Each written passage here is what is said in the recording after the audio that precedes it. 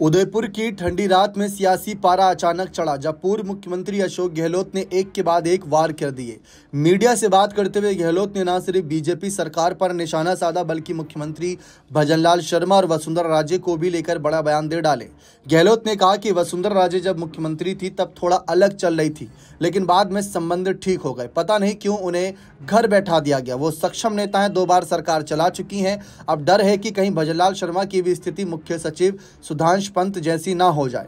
दरअसल हाल ही में मुख्य सचिव सुधांशु पंत का दिल्ली तबादला कर दिया गया, जिस पर गहलोत ने तंज कसते हुए कहा कि इतनी अचानक दिल्ली भेज दिया गया जैसे कोई बात छुपाई जा रही हो। मुख्यमंत्री की स्थिति भी कहीं ऐसी ना हो जाए कि आदेश ऊपर से आए और कुछ ही कर न सकें।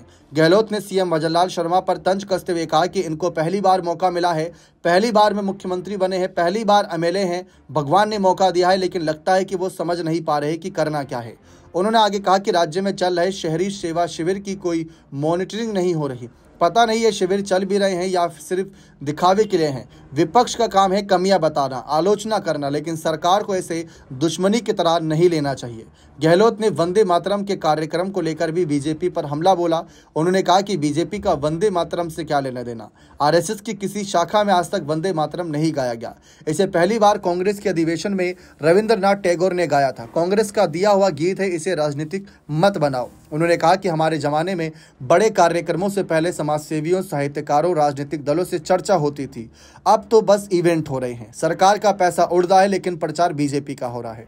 बाकी तो राम जी राजी हैं। गहलोत ने कहा कि मौजूदा सरकार विपक्ष की बातों को नजरअंदाज कर रही है। शासन चलाने के लिए विपक्ष को भी साथ लेना चाहिए। लोकतंत्र में बिना विपक्ष के शासन तानाशाही जैसा हो जाता है।